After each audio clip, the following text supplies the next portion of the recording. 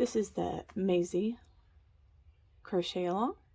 The long tail cast on, what they recommend is having the long tail about 1 inch per stitch, and I need to long tail cast on 253 for my foundation chain.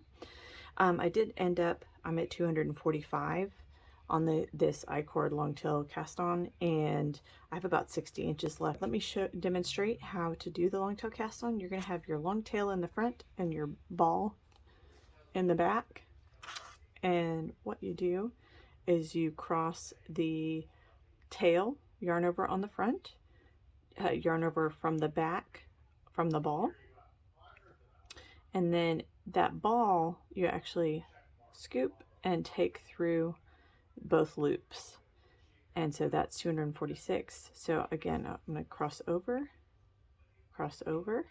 and take the backside loop, scoop, and through 247. And where this comes in and looks like long tail, hold my yarn and I go over, under, pull through 248,